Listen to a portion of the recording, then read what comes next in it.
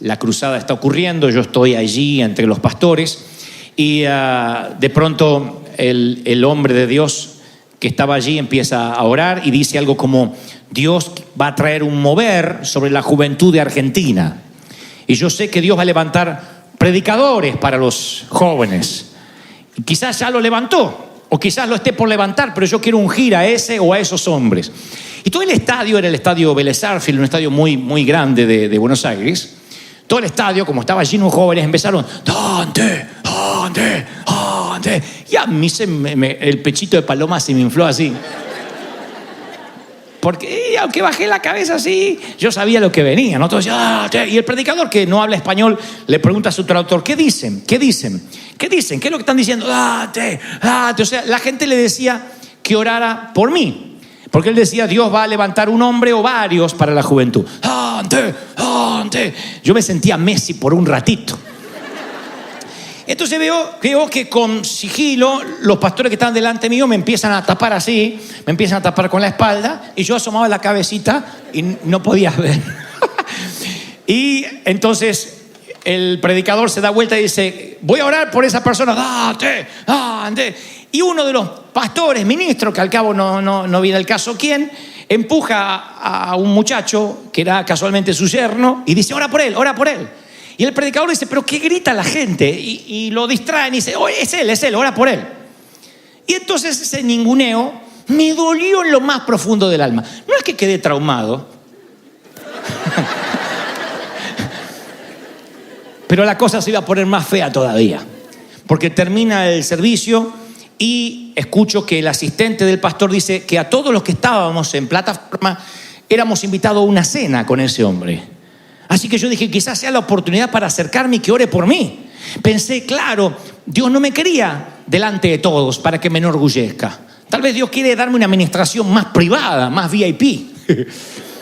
Y entonces alguien se acerca y me dice: van todos menos tú, menos vos. Le digo: ¿por qué? Me dice: porque invitó pastores.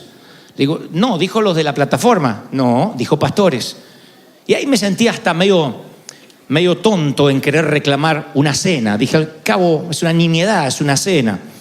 Me acordaba de ese incidente y pensaba anoche, ayer cuando escribía el mensaje, ¿por qué algo tan pequeño sigue tan vivo en mi memoria? Porque no es que sea sensiblero, nunca lo fui. Nunca fui alguien que esperaba un reconocimiento, pero no sé por qué los años han pasado y todavía me recuerdo lo que sentí. Y yo recuerdo ese incidente como una de las cosas más dolorosas de mi vida y no entendía por qué. Jamás me hubiese imaginado que era un entrenamiento divino. Era parte de una poda que Dios estaba haciendo en mi vida. Era parte de un trato que Dios necesitaba para darme lo que yo le estaba pidiendo que me otorgue. Dios tenía que tratar con ese orgullo que yo no hubiese reconocido que tenía. No obstante, salió a relucir mi orgullo, de otro modo no me hubiese dolido. ¿Quién se duele si no lo invitan a una cena? No se trataba de familiares míos, que mis hermanos no me invitaron a la boda de un sobrino. Se trataba de una cena ocasional. Ahora, ¿qué me quería enseñar el Señor? Me preguntabas en ese momento, yo estaba con mucha bronca, mucho coraje. Yo dije: esto no me enseña nada. Si me decías: traza una línea de puntos hacia el futuro, ¿dónde crees que esto te lleva? Al rencor, ¿dónde me va a llevar? Hoy trazo la línea de puntos y en un mundo de redes sociales, en un mundo donde reina la impunidad para decir cualquier cosa, me di cuenta que el entrenamiento mío comenzó en ese entonces. Que uno va a pagar un precio alto si quiere una nueva unción. Si yo quiero cosas grandes, tengo que pagar un precio grande. No hay vuelta. Que lo entiendan nuestros jóvenes, nuestros muchachos. Dios no viene a regalarte bendición, ni siquiera una esposa te va a regalar, si no haces algo por conquistarla. Vas a morir solterón como una ameba. Vas a morir solo porque vas a tener que trabajar. No te puedes quedar sin bañarte, tirado, sin afeitarte, oliendo mal, diciendo: mándame una. No te la va a mandar. Por salubridad pública, no te la va a mandar. Tienes que oler bien, tienes que verte lindo, qué sé yo. Lo mismo las damas. Y en cualquier orden de la vida. Entonces, cuando uno empieza a pedirle cosas grandes a Dios, puede que todavía arrastremos inconscientemente la falacia de pensar que venimos un domingo y ¡pac!, el pastor nos da instantáneamente lo que nos vamos a evitar. Y no podemos llegar a la tierra prometida evitando el desierto. Es imposible el peregrinar. Aquellos que dicen, yo quiero ser como Cristo y que Dios me use en milagro, bueno, vas a tener que ser como Cristo completo, llegar a la cruz también. Porque significa un sacrificio en todo, tener que renunciar, tener que sentir a veces el rechazo. Y no porque Dios sea sádico y disfrute sentado en el cosmos ver cómo sufres, sino que es parte del proceso. Hay aflicción, hay prueba, hay crisis. Y eso es lo que hace que tu carácter se vaya forjando y que Dios te pueda confiar más cosas. Eso es la universidad de Dios. De otro modo, Dios no puede utilizarte. Así que yo voy a las Escrituras y descubro en un libro que se supone que la mayoría son historias bélicas de guerra. Estoy hablando del libro de Josué. Para los que no conocen la historia, Josué es el que reemplaza a Moisés en el éxodo por el desierto. Ahora están a punto de entrar con una nueva generación a la tierra prometida. No obstante, a pesar de todas las victorias que Dios le ha otorgado, Dios le pide a Josué que haga algo muy particular. Después que la nación cruza el río Jordán, Dios le da una tarea difícil. Ya los había visto pelear, esa gente se había convertido de esclavos en soldados, ahora era un ejército de infantería temible, las naciones sabían de ellos. Sin embargo, ahora Dios quiere enseñarles otro tipo de fe, esas que no se cuentan.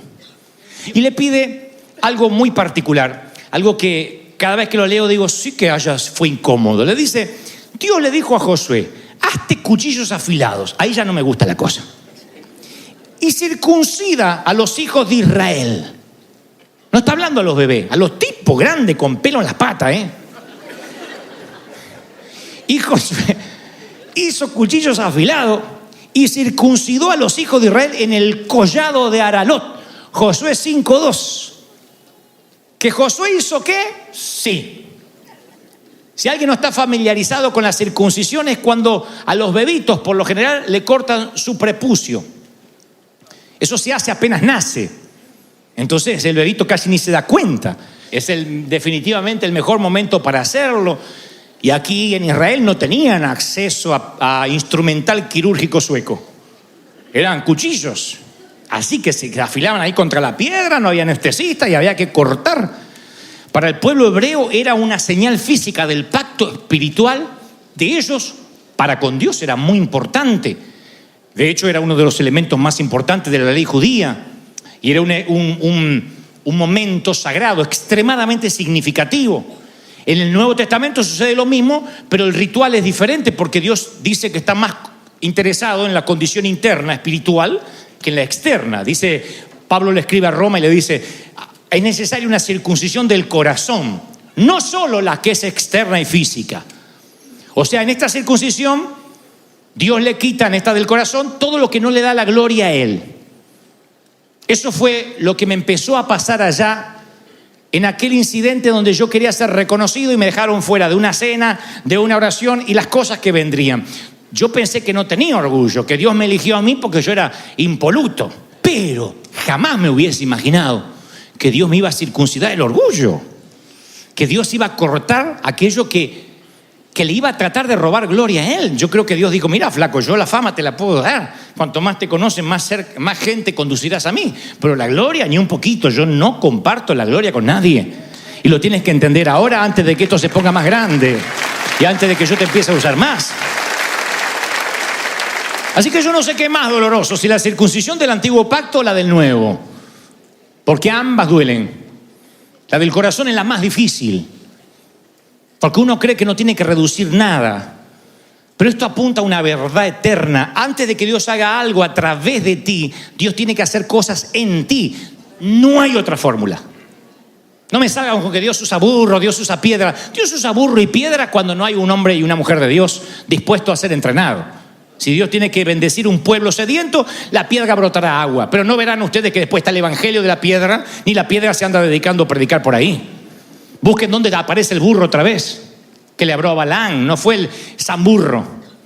Tampoco es el que está con Shrek. No crean eso, ese es otro burro. Yo digo, ¿y qué hubiese pasado si estos muchachos dicen, no, ya somos grandes, es una bobería? Lo importante es el corazón, ¿qué nos vamos a andar circuncidando? ¿Qué hubiese pasado si no lo hubiesen hecho de inmediato? Yo tengo la respuesta, no hubiesen podido colonizar la tierra. Hay cortes, hay cosas que que nosotros tenemos que hacer en cierto momento de la vida conforme o relativamente proporcional a lo que le estamos pidiendo. Si Cristo pagó un precio para darnos vida eterna, significa que la salvación está pagada, pero el resto no creo que algo pueda conseguirse sin esfuerzo. De otro modo, la Biblia no diría: el que no trabaja, que no coma. De otro modo, la Biblia no estaría repleta de consejos, nada más por mencionar los proverbios, de cómo manejarse en la vida, y en todos hay un común denominador, que es una vida intencionada. Nada viene como lotería. Nada. Nada. No se puede acceder a la tierra prometida sin pasar por el cuchillo. Y a veces hay que dejar cosas y a veces hay que dejar gente. Esto pareciera que fuera en contra del amor o estuviese haciendo una apología al divorcio, a la división, etc. No, pero hay gente que es tóxica, ya lo sabemos. Hay gente que te drena, te vampiriza la unción y la energía. Yo decía en el servicio anterior, hay hasta relaciones afectivas disfuncionales que no se entienden. A mí me sorprendió mucho en las consejerías pastorales ver a damas que vienen golpeadas y uno le dice: pero por Dios, llamemos ya a la policía, hagamos la denuncia, ese hombre no te puede tocar más. Y te dicen: no, es que me lo merezco, los frijoles estaban un poco crudos. Ahí es cuando le digo: así te encuentras en la cama con otro que te pida el divorcio, pero no te puede pegar, no te puede levantar la mano. Pero ¿cómo librarles la cautividad de la mente cuando toda la vida estuvieron en una relación donde las ningunearon, donde lo que decían siempre era para burla, donde ¿qué estás haciendo? ¿Con quién escribe? ¿Con quién te testeas? ¿Qué estás mirando? ¿Por qué te vistes así? Bájate la falda, súbete la no te pongas eso, que se te ve el trasero. Entonces la mujer está en una relación que cree que es normal, es que él me cuida. No te cuida, te drena, te vampiriza. Y no te digo que le pegues una patada, pero arréglalo, porque tarde o temprano eso te costará a la entrada de la tierra prometida. No porque seamos cristianos uno tiene que seguir relaciones tóxicas. Yo tuve que cortar gente de la iglesia con el mayor dolor del mundo, del ministerio hablo, porque yo tenía que cortar, traer una reducción divina aún de la gente y del entorno que me rodeaba. De otro modo, tu vida siempre carga maletas extras que no estaban destinadas para ti. Hay momentos que uno tiene que saber qué es lo que tenemos que cortar, hasta en términos financieros. Bueno, no voy a ponerme a construir una casa si en el proceso voy a perder el hogar. ¿De qué me sirve tener hijos y verlos crecer en una cama? Me voy, están durmiendo, vengo la noche y están durmiendo. Es preferible vivir de prestado, de renta, y tener un momento para ver jugar a los chicos. Y hay momentos que decimos: no, aunque lo pueda pagar, ahora no es tiempo de tener un auto de alta gama. Me voy a arreglar con un auto más pequeño porque por ahora no necesito mandar la selfie a ninguna parte.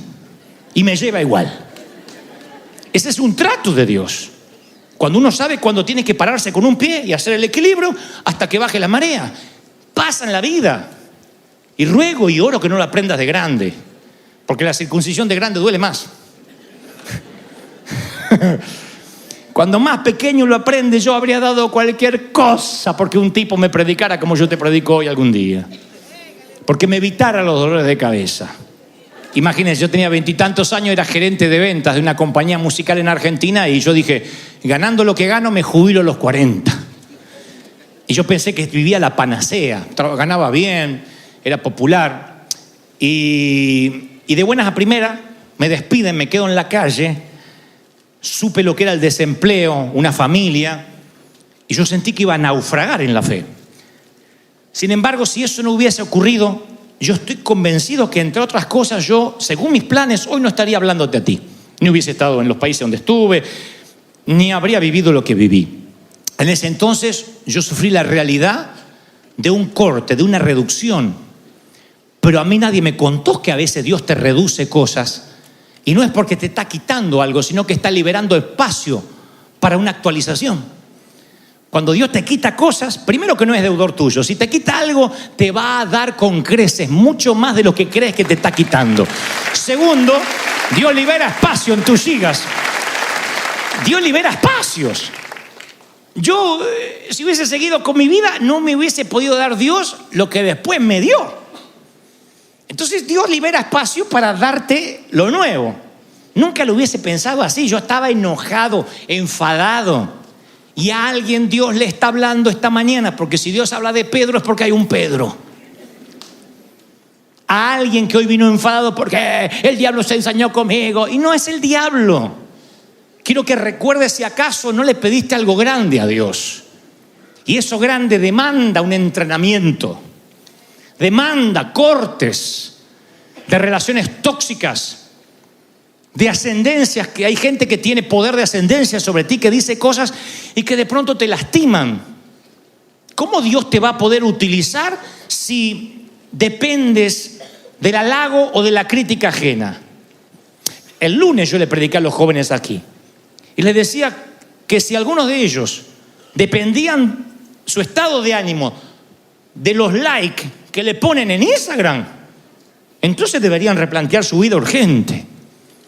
La gente real no son los seguidores. La gente real no son los que gozan de impunidad y nos aplauden o nos critican.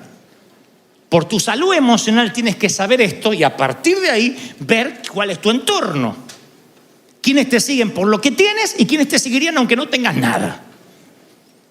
Eso nos ayuda a reorganizar el organigrama de tu vida, el cronograma, perdón, de tu vida. Eso nos hace poner las prioridades en Dios. El saber que el corte viene porque Dios está liberando espacio para lo que quiere darte, para una actualización. No maldigas aún los tiempos de escasez, porque Dios necesita saber cómo reaccionas cuando el dinero no está. La frase de Pablo, trillarla y decirle, yo también me gozo en la abundancia y me gozo en la pobreza. Dios quiere ver si lo has dicho, si realmente lo vives. Si sirves igual, si ministras igual, si te congregas igual, o si vienes con cara de bautizado en limón porque no tienes para pagar mañana la renta. Tú dices, ¿no debería preocuparme? No. Cuando Dios te falló, Dios es fiel y aunque te toquen momentos de crisis, de oscuridad, de tormenta, no deberías preocuparte. ¿Están conmigo, sí o no? Ninguna disciplina al presente es causa de gozo, sino de tristeza. Hasta Dios te dice, sí, no dice que estés preocupado, pero te va a poner triste. Pero después da fruto apacible a los que en ella han sido entrenados o ejercitados. Yo veo la vida de los profetas y no encuentro un ejemplo más vívido que José. La trillada historia de José. Dios le da un sueño. Pobre pibe tiene un sueño. No es que lo pide, tiene un sueño. Y como es bocón, porque era hijo de salvadoreño mexicano con alguna que otra ascendencia chapina, va y lo cuenta. Hagan la prueba de hacer esto en vuestras casas hoy. No estamos en Medio Oriente, sino en Occidente. Pasaron siglos. Llega a tu casa y dile a tus hermanos, algún día todos ustedes se arrodillarán ante mí. El cacerolazo más chico que te tiran te manda cuidados intensivos, ¿o no? Eso es lo que hizo José. Todos ustedes algún día se van a inclinar ante mí. Lo contó pobrecito porque era el sueño. Y a partir de ahí, a partir de ese momento, lo golpearon, lo molieron a palos, lo tiraron en una cisterna y dijeron, se acabó. Le dijeron al padre, un tigre se lo devoró, un oso, y ahí está. Trajimos la ropa manchada con sangre. Se terminó el soñador en casa. Esto debería hablarme que en algún momento la visión te va a dejar golpeado. Y te va a dejar traicionado y abandonado. Y aunque no experimentes, espero que nunca, el infortunio de que te peguen y que te tiren una cisterna, sí vas a sentir el rechazo, el celo, la envidia, hasta que te hagas piel de foca. Hasta que tengas piel de rinoceronte. Y todo te resbale. Y no digo que te hagas insensible, porque el corazón sigue siendo tierno, pero que ya no te afecten lo que dirán. Ni el abucheo ni los aplausos. Te mantienes firme en el llamado. ¿Cómo se creen que se aprende eso? ¿Haciendo un llamado al altar y te impongo la mano? ¡Uy! Me voy con una unción de carácter. No, eso se ejercita. No puedes comer un rico plato si no cocinas. No puedes oler bien si no te bañas. No puedes tener dinero si no trabajas. O hacerte narco. Pero aún los narcos tienen que trabajar. Entonces, digo, si lo que te está pasando no lo tomas como una señal de que Dios te está entrenando y que está removiendo ciertas áreas de tu vida, no vas a entender que Pablo dijo, las aflicciones del tiempo presente no son comparables con la gloria venidera. Entonces un gran llamado exige un gran precio. Y yo voy a decir esto por última vez, antes que ustedes regresen a casa. Yo quiero decir esto de la forma más sencilla para que nunca te lo olvides. Lo más probable es que no haya una sola persona, además de los ministros y los pastores, que no tenga un llamado en la vida. Yo me rehúso a pensar que la vida no es honrarla, sino simplemente sobrevivir. Y si ahora tuvieran que hacer una película sobre tu vida y solo pensaras que trabajas o vas a estudiar y eso es todo lo que se trata tu vida, yo me rehúso a pensar que esa puede ser tu vida. Yo estoy absolutamente convencido de que tiene que haber algo más. Y tú también. La vida es algo más. Cuando uno es soltero cree que la vida es casarse. Y cree que la vida es hacer el amor y que tener hijos y ser apapachado y que te abracen. Y luego te casas y te das cuenta que si bien eso puede aportar felicidad, tampoco eso es la vida. Y luego dices, la vida vendrá cuando tenga nietos. La cosa es que siempre ponemos a la vida como el destino que está más allá de la green card, más allá de la graduación, de la jubilación, del retiro, de las vacaciones, del auto, etcétera, de lo que pueda pagar o no. Y yo vuelvo a insistir con esto, la vida es esto. La vida es esto. Los momentos buenos y los malos, los días de sol y los grises. Eso es la vida. Creer otra cosa es una falacia. No escuches a ningún predicador embustero, y me incluyo, si algún día te digo, todo va a estar bien, todo será un lecho de rosas. No será así. En la vida tendréis aflicción. La vida se trata de dos constructores, el que construye sobre la roca y sobre la arena, pero para ambos vendrán tormentas. El pronóstico son tormentas. Esto no significa que siempre lloverá, pero que habrá lluvia y tienes que estar preparado. Ahora bien, si la vida es algo más de lo que estás viviendo, significa que intencionalmente vas a tener que hacer algo para que tu vida cambie.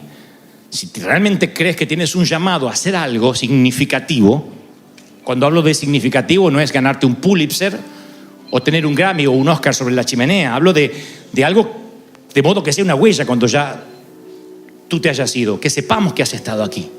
Entonces, si eso ocurre, vas a tener que pagar un precio, mijo. No hay otra forma. No te estoy diciendo algo que yo no haya hecho. Vas a tener que pagar un precio. Y ese precio va a ser esfuerzo, sacrificio. Amar duele, tener hijos duele, casarse duele, divorciarse duele, trabajar duele, la vida duele. El problema sería si no sintieras dolor, porque significaría que estás muerto. Estar vivo duele. La pregunta no es si te va a doler o no te va a doler. La pregunta es si estás dispuesto a una reducción, a ceder para dejar espacio a lo que Dios te quiera dar. Algo Dios te está pidiendo que dejes, que no estás dejando. Y el Señor me dice que te diga que posiblemente no vuelva a hablarte de este tema en mucho, mucho tiempo. Así que yo que tú lo consideraría. Lo más probable es que tengas que reducir algo, cortar algo. Relación, un trabajo, un empleo, no lo sé. Hay miles de variantes. Pero sé que el Señor no se confunde cuando me dice, dile a mis hijos, los traeré de coraje, sin saber qué hacer. La mujer se pegó media vuelta, caminó hacia su viejo auto y se fue. Y no la volvimos a ver. Roberto dijo, hija del diablo, ya va a necesitar de Dios. Pero eso no fue lo peor. Lo peor es que salió el pastor a la puerta, todavía el servicio no había comenzado, y Roberto le contó el incidente, le dijo cómo estaba vestida, y el pastor le dijo, hiciste muy bien, porque esto no es un burdel. La gente tiene que aprender a vestirse si quiere entrar para adorar a Dios. Y en ese momento algo sucedió dentro de mi corazón. Ante Dios, yo hice varias promesas que me propuse cumplir durante el resto de mi vida.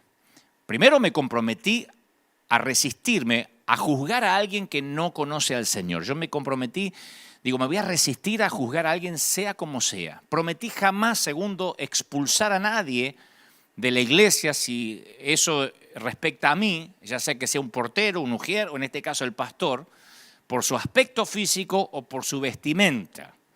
Pero fundamentalmente le prometí a Dios no convertirme en alguien como Roberto, o lo que es peor, como el pastor de Roberto y en ese entonces el mío. Aunque suene raro, lo que sentía era algo así como el dolor y la pena de Dios. Porque era un dolor más grande de lo que cabía en mí. Le pedí a Dios que usara esta experiencia para que mi corazón siempre sintiera compasión por quienes no conocen a Cristo, por la gente rota, que le da título a este mensaje. Y eso lo saben los servidores de River.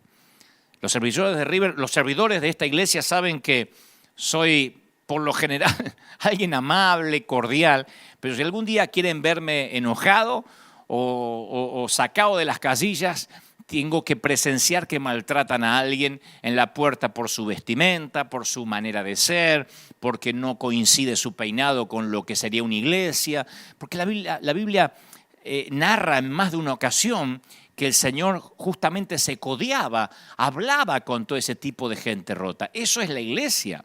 La Biblia de hecho narra que había dos personas muy diferentes en la misma fiesta. La historia es súper predicada en todas partes del mundo. Dos personas totalmente, diametralmente opuestas en la misma fiesta, en la misma celebración. A él quieren seguirlo, a ella la degradan.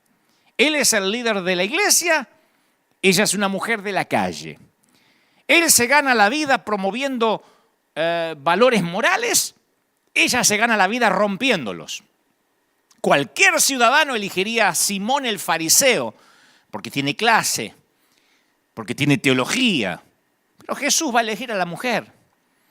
Simón va a pensar, ¿quién dejó entrar a esta mujerzuela a este lugar? De la misma manera que Roberto miró con desdén a aquella dama que yo no sé si tuvo otra oportunidad de acercarse a una iglesia cristiana. Yo no creo que si estoy necesitado de Dios, al llegar a una iglesia me dicen que mi vestimenta no le va a agradar a Dios o que va a tentar al sexo opuesto, yo tendría muchas dudas en volver o en regresar. Y la palabra dice que Simón piensa algo similar. No sabe si echarla a ella o al sirviente que la dejó entrar. Y en Lucas 7:36 está el episodio donde dice, un fariseo invitó a Jesús a comer con él. Jesús entró en la casa y se sentó a la mesa.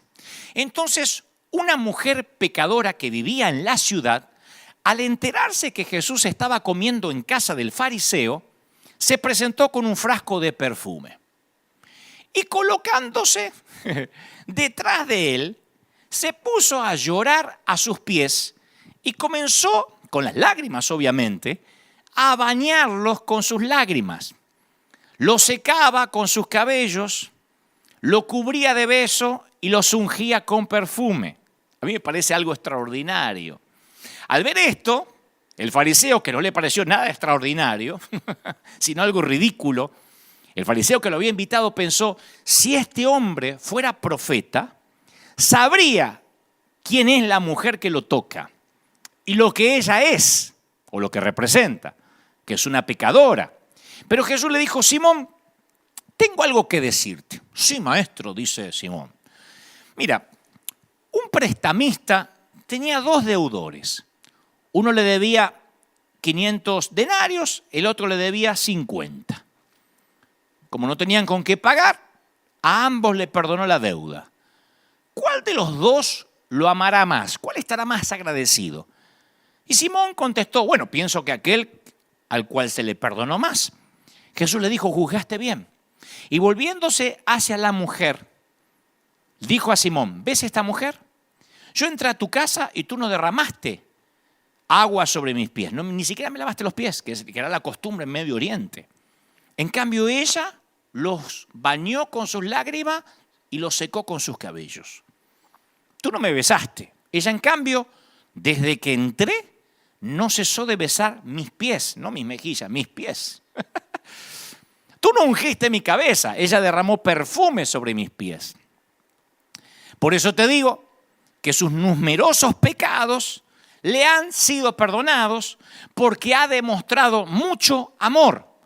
Aquel que se le perdona poco, demuestra poco amor. Ella hizo todo lo que Simón no hizo.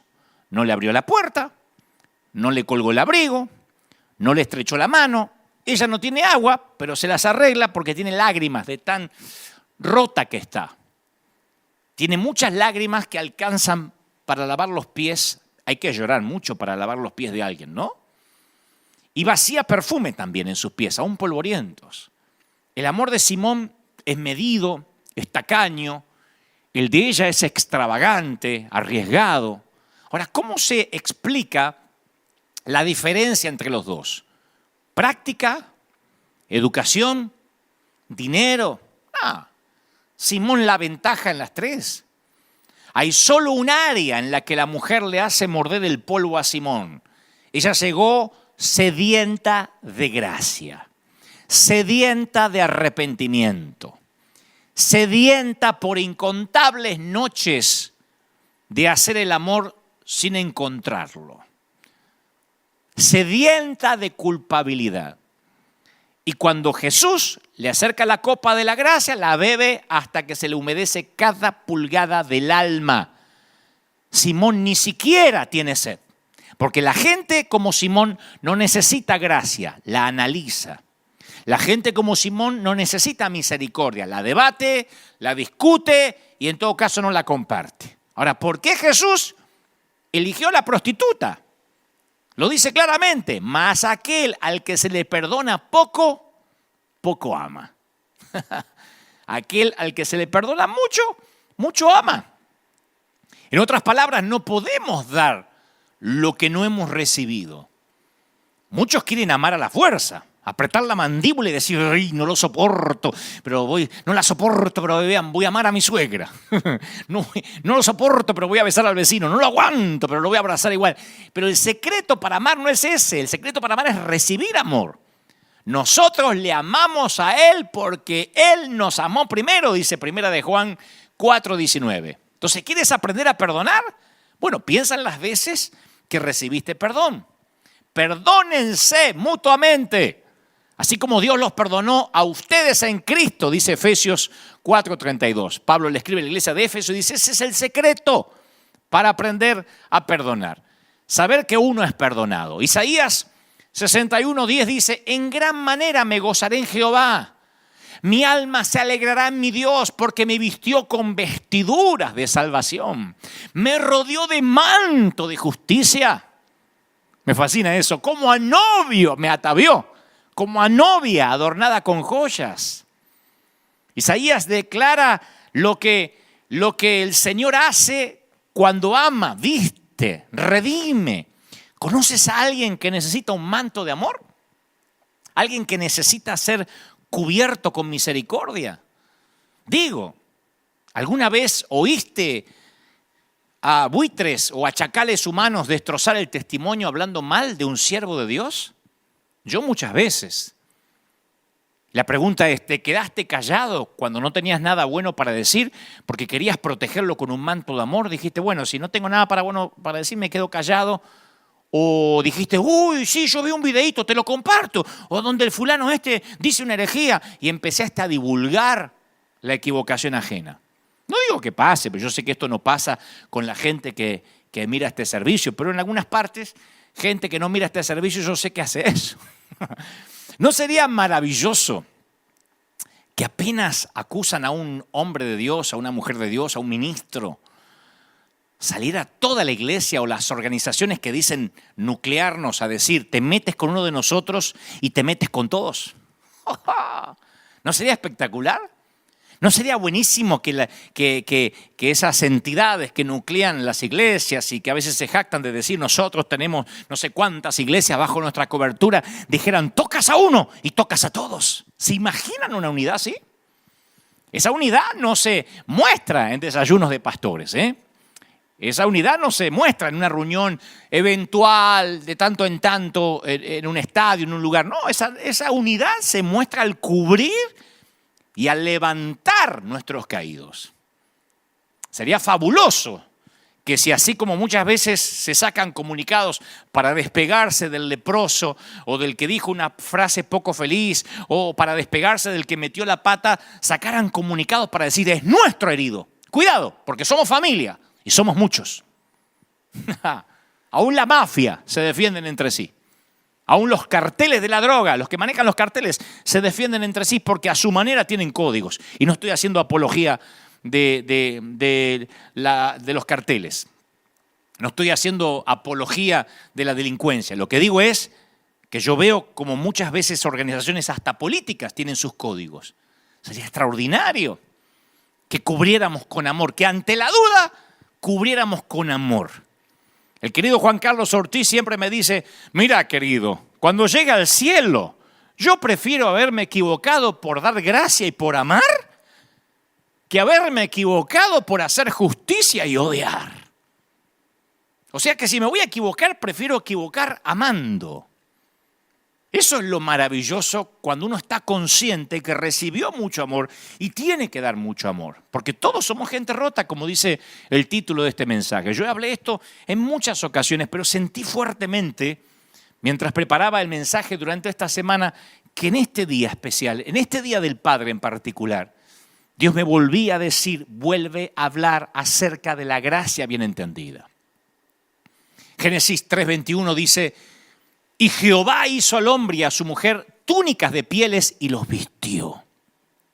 Yo tengo un mensaje llamado El Vestidor de Dios, donde profundizo respecto a esto, que Él fue el primer sastre en la mayor muestra de amor. No los vistió Adán y Eva, Gianni Versace, ni Giorgio Armani, ni Hugo Boss, ni Oscar de la Renta, ni Carolina Herrera. El creador del universo los vistió. Y no es que les tiró la ropa así, sino que como una mamá le dijo, quédate quieto, Adán, a ver cómo te queda. Dios los cubre con un manto de amor, aun cuando ellos meten la pata. En la historia que todos conocemos, es el padre que sabe que va a echar al hijo de la casa, pero dice, abrígate. A mí me fascina eso. Abrígate, te estoy echando, pero abrígate antes de salir a la calle que hace frío. Alguien dijo, amo tanto a ese hombre que cada vez que lo mando a volar le digo, espérame que te acompaño.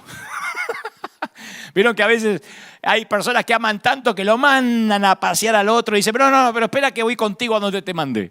Bueno, Dios está haciendo algo similar. Los está echando del huerto, pero los abriga, no los deja ir desnudos. No dice, ¿qué me importa? Pecaron que se vayan desnudos. La primera reacción del padre al pródigo es cambiar su ropa. El hijo dice, papá, yo he pecado contra el cielo, he pecado contra ti.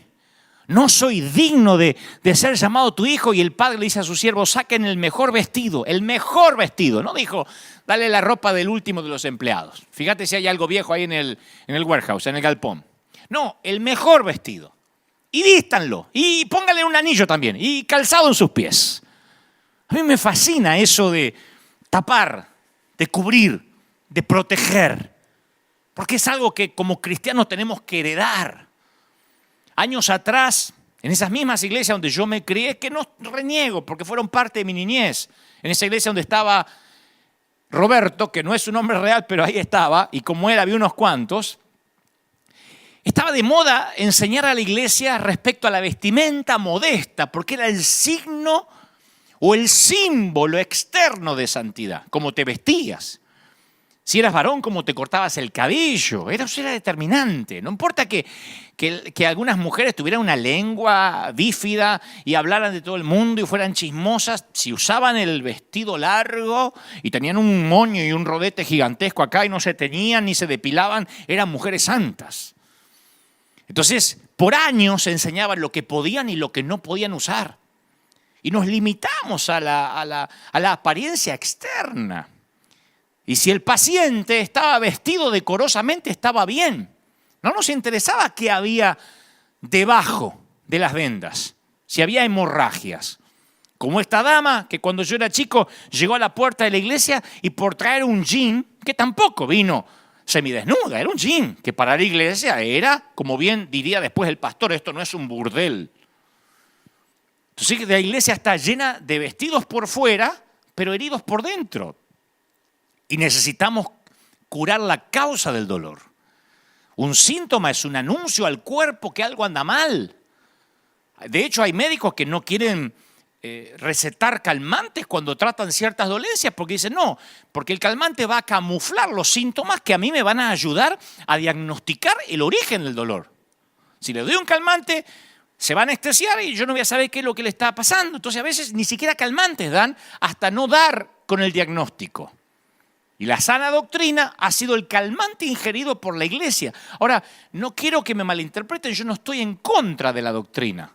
Lo que digo es que cuando es solo un puñado de doctrinas, como tantas veces Dios nos ha hablado estos fines de semana, cuando solamente es un puñado de doctrinas, un puñado de reglas, un puñado de códigos de ética, solo calma el dolor, pero esconde la causa de la enfermedad. Y hay una clara diferencia entre doctrina y liberación. La iglesia que se empeña en esconder los problemas, disminuyendo los síntomas, no va al hueso, al dolor. La iglesia está, a veces, cuando digo la iglesia somos nosotros, en autocrítica. A veces estamos demasiado avergonzados con los síntomas como para tratar el problema en sí mismo. Tratamos de legislar moralidad a través del legalismo. Y si bien dice Isaías 64:6, todos nosotros somos suciedad, todas nuestras justicias son también como trapos de inmundicia. O sea que la doctrina, el esfuerzo que hagamos es un trapo sucio. Cualquier intento de agradar a Dios es un trapo mugriento. Ahora, no estoy diciendo, vístete como quiere, vive como quiere. Lo que te digo es, ¿de qué sirve cambiar el exterior cuando adentro estamos pútridos? ¿De qué sirve cambiarnos la ropa cuando no nos damos un buen baño y nos higienizamos como debemos? O no nos higienizamos como debemos. Lo que pasa es que la mayoría de nosotros, y me incluyo, nos sentimos cómodos con los pecados ajenos. Nos olvidamos de hombres como David, pero nos juntamos inmediatamente como buitres para liquidar a los que caen. ¿Por qué tenemos una doble moral? No importa tanto el pecado, como dije hace unos meses atrás, si no importa quién pecó. Si es un ajeno, lo liquidamos, a menos que sea nuestro hijo, nuestro padre, a menos que sea alguien cercano a nosotros. Como dije una vez, por años la iglesia se opuso al divorcio hasta que se divorcia el hijo del pastor, la hija del pastor o el propio pastor. Entonces ahí empiezan a cambiar la cosa. Bueno, no es tan así, los tiempos cambiaron. Y no estoy siendo like, ni quiero hacer de este mensaje una licencia para pecar. Lo que digo es que la iglesia decía que nadie, por ejemplo, podía pretender servir a Dios si no sabía gobernar su casa primero, hasta que los propios hijos del pastor dejaron de congregarse. Entonces muchos ministros decían, bueno, mi hijo no viene porque está muy ocupado, está estudiando. Cuando nos toca a nosotros, los que predicamos, nos damos cuenta que es fácil condenar a otro cuando nosotros no tenemos que pasarlo. Cuando le pones una cara al pecador, todo cambia. Cuando al pecador le pones una cara, deja de ser simplemente un pecador, es alguien. Hace un tiempo, yo no había contado esto en público, hace un tiempo una dama cuyo nieto se congrega en nuestra iglesia vino a visitarnos. Ella se congrega en otra iglesia, su nieto se congrega aquí en River. Y en un momento esta dama me dice, allá en nuestra iglesia empezaron a venir los homosexuales. Yo le digo, ajá. Me dice, sí, nosotros le oramos, le damos un par de domingos para que cambien, si no tienen que irse. Le digo, ¿le dan un par de domingos? Sí, si no cambia rápido, dice, porque si los deja quedarse, se te empieza a llenar de gente como él. No hay que dejarlo que toque las cosas santas, y menos que quieran servir a Dios. Así que yo respiré profundo y le dije, mire, yo no quiero decirle esto, pero su nieto me confesó que tiene serios problemas con su orientación sexual, ahora que lo dice. Y se quedó fría la mujer. Le digo, mire, no quería decirle, pero ya que me sacó el tema, voy a seguir su consejo. Lo voy a quitar de todo lo que está haciendo en la iglesia y hoy mismo lo pongo de patitas en la calle, lo voy a echar de la congregación, voy a sacarlo con seguridad. Porque este no solo está hace un par de domingos, este está hace años en la iglesia y me dice que tiene serios problemas con su identidad sexual. No me consta que haya pecado, pero tiene que ver con lo que me está contando, así que lo voy a tener que echar. Y el rostro de la dama se transfiguró. Me dijo, ¿no es cierto? Le digo, sí, lo es. Y me dice, pero no puede usted echarlo como un perro, es mi nieto. ¿Y dónde queda el amor de Dios? Le dije, tranquila, me acabo de inventar la historia. Solo quería que supiera que todo cambia cuando al pecador le pones un rostro. Todo cambia cuando ya no es el pecador, el divorciado, el homosexual, el fornicario, cuando le pones un rostro y es tu hijo. Todo cambia cuando es tu nieto, cuando es alguien que te atañe a ti. El Señor le ponía rostros a los pecadores. Los conocía, hablaba con ellos y por eso se compadecía. A mí me llamó mucho la atención Cuando en su momento Cristian Castro, el famoso, el cantante, vino un par de veces aquí a River Arena, por curiosidad, porque lo trajo la novia de ese entonces, no lo sé. Pero no me llamó la atención él, porque él fue muy respetuoso, vino, se sentó aquí, un amor como persona, me comunicó por teléfono con su mamá, la famosa actriz Verónica Castro, hablé con su madre. Es un hombre maravilloso, él como persona, en su trato, muy educado, o sea, bien podría haber venido con aires de estrella, pero él no me llamó la atención, sino los comentarios de algunos cristianos luego en las redes. Al día siguiente me decían, le dejaste tocar el lugar santo, porque yo lo invité aquí a pasar un momento. Que no sé dónde sacaron esa idea que hay lugares santos dentro de un auditorio o templo. Esto no es un tabernáculo, esto es un auditorio, es una arena. Y cualquier sitio, cualquier templo no deja de ser un lugar donde entran los pecadores y eso incluye al pastor. Si este fuera un lugar más santo que otros lugares por allá abajo, en primera instancia yo no podría estar parado aquí. Otros escribían, espero que la conversión de este muchacho sea real y que no ande dejando mal testimonio por ahí.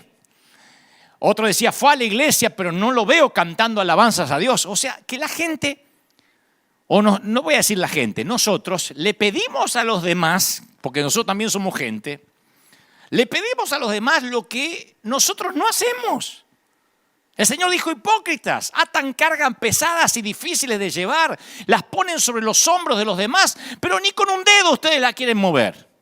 Y lo mismo pasa con cualquiera que ha venido a la iglesia o que llega a una congregación. Lo mismo pasó con José Luis Rodríguez el Puma, que le escriben comentarios del tipo, espero que ahora se reconcilie con sus hijas si es tan hijo de Dios, opinando de la santidad ajena, instruido por un programa de chimentos en la tele. Ven el gordo y la flaca y opinan de la santidad de alguien o de la integridad de alguien. A mí siempre me llamó la atención ese tipo de comentarios. Es como que tengas un hijo y yo te diga, qué lindo nene, ¿eh? Espero que no se te muera ahogado. O que me digas, me compré una casa, pastor, espero que no se te incendie nunca con toda tu familia adentro mientras están durmiendo. O sea, es una cosa de loco decir, espero que le dure, espero que esto sea real. Me sorprende ese comentario. Estos personajes o cualquiera, estoy mencionando personas que pueden ser famosas a lo mejor por el ámbito artístico, estoy hablando de personas en situación de calle, de prostitutas, de gente que llega a la iglesia buscando ayuda. Pueden venir 1000 veces, pero la religión nunca termina de absolver y de perdonar a la gente rota. Menos mal que nadie necesita el perdón de la gente, sino solo el de Dios. Porque la gente lo que hace es pedir frutos, muchos frutos al que viene. Y que predique en la tele, ¿eh? Si es famoso, que predique en la tele mañana mismo, aunque ellos quizás no le predican ni al vecino. Y hagan lo que hagan, siempre van a estar en una vidriera, en observación, a ver si esto es real. Lo hacen conmigo. Llevo, por providencia de vida, más de 30 y tantos años en el peregrinar cristiano, sirviendo al Señor. Y sin embargo, publicamos fotos a veces de ayudas o cosas que hacemos y me ponen, sí, pero no vemos que le des a países más necesitados. Yo no veo mucha necesidad ahí. O sea, no le dan a nadie, porque no es que me lo dice una fundación.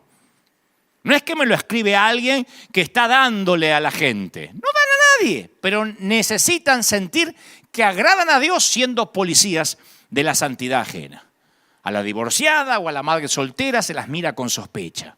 Al ex mujeriego se lo mira como mujeriego en pausa. Ya va a mostrar los hilos o la hilacha. Ni hablar si viene de un adulterio. La iglesia siempre se ha caracterizado por dejar afuera a la gente rota.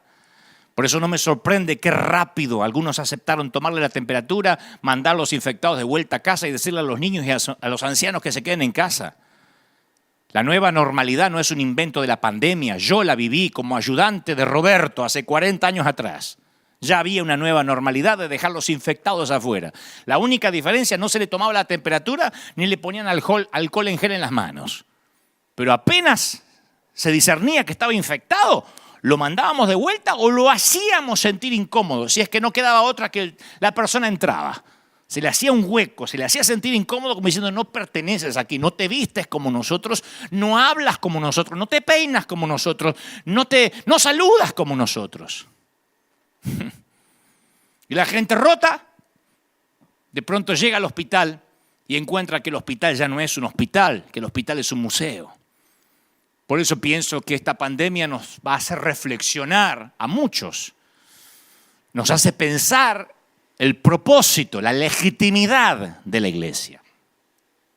Hace muchos años, mis padres, muchos años, mucho más chiquito que 14, yo tendría unos 5 años, porque cuando cumplí 7 fue que ellos conocieron al Señor. Así que presumo que en el año 1972 o 73, mis padres tuvieron una discusión. Como yo era chiquito no entendía de qué discutieron, pero sí, mi papá guardaba un arma en el cajón de la mesa de luz y yo recuerdo muy nítido hasta hoy cómo fue, la buscó, cargó un par de balas y se dirigió al galpón, el fondo, el donde él tenía su improvisada carpintería, y llorando decía, me voy a quitar la vida, y mi mamá corría detrás diciendo, no lo hagas. El cáncer de mi mamá había llegado para complicarlo todo, mi padre estaba siempre borracho, pero ahora, después de muchos años, me doy cuenta que hay ciertos temores que fueron grabados en mi alma cuando yo era chiquito. Que las viejas heridas tienen una memoria muy buena, pero unas destrezas interpretativas abismalmente pobres.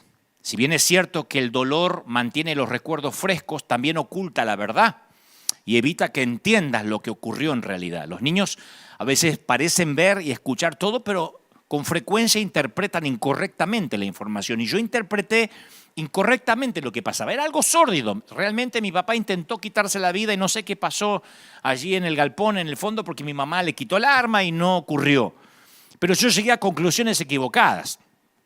Como muchos que ahora me están viendo en cualquier parte del mundo y que, por ejemplo, dice, es que el matrimonio de mis padres llegó a su fin porque yo tuve algo que ver ahí. Inevitablemente personalizamos lo que ocurrió. ¿Se habría quedado papá en casa si yo hubiese ordenado mi cuarto? Hay niños que piensan eso. ¿Será que mamá nos abandonó porque yo no la ayudaba a juntar los platos de la mesa?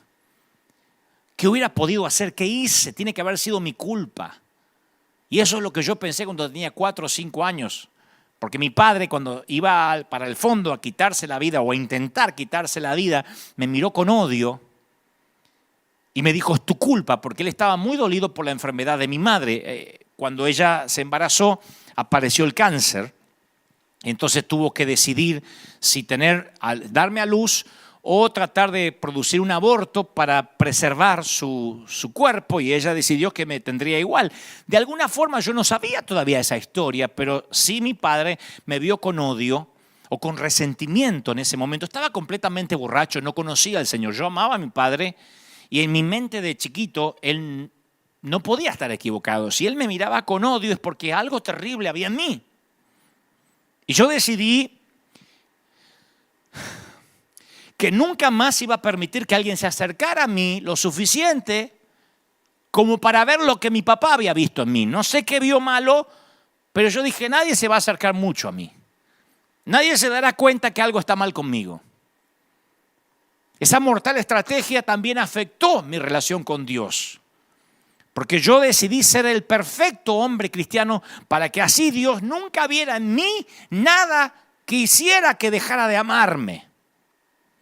Yo no hubiese podido soportar una mirada de Dios como la mirada de mi papá en aquel entonces, que insisto, estaba borracho, yo era un chiquitito, interpreté mal, después él se entregó al Señor, todo cambió.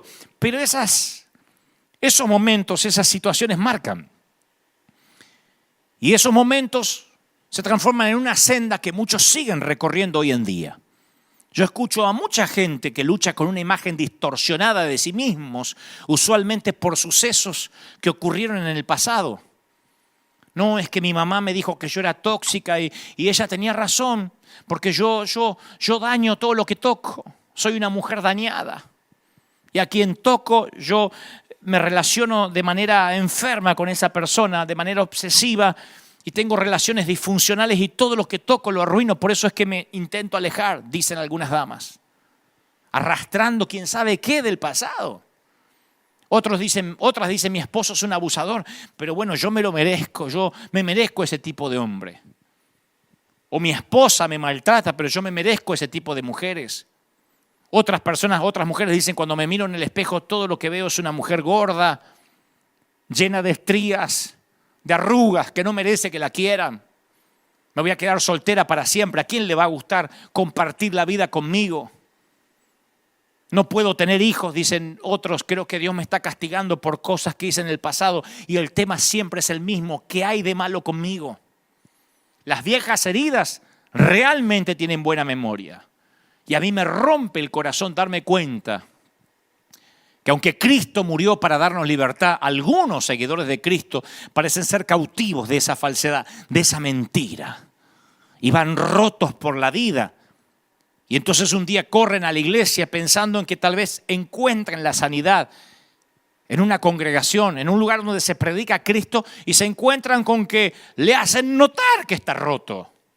Y que por estar roto no va a ser amado y no va a ser aceptado y que tendrá que cambiar primero y arreglarse por su cuenta antes de entrar a este museo de santos.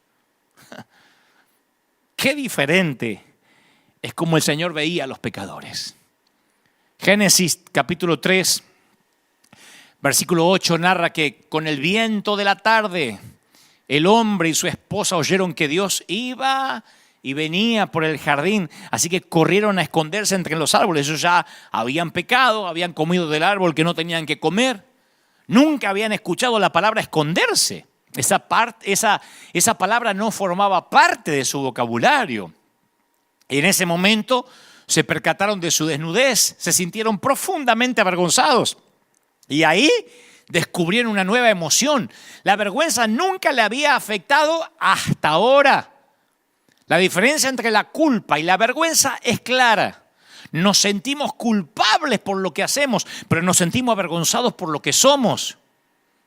Quiero que lo pienses de esta manera. Si hiciste algo malo, bueno, tratas de arreglarlo. ¿Qué sé yo? Pides perdón, tratas de restituir. Pero si en lo profundo de tu alma crees que eres algo malo, como yo pensé durante mucho tiempo que algo mal estaba conmigo, ¿qué vas a hacer con eso? ¿Conoces esa sensación de tener vergüenza de acercarte a Dios? Yo la conocí casi toda la primera parte de mi juventud. Yo pensaba siempre que Dios me miraba con odio, que algo mal había en mí.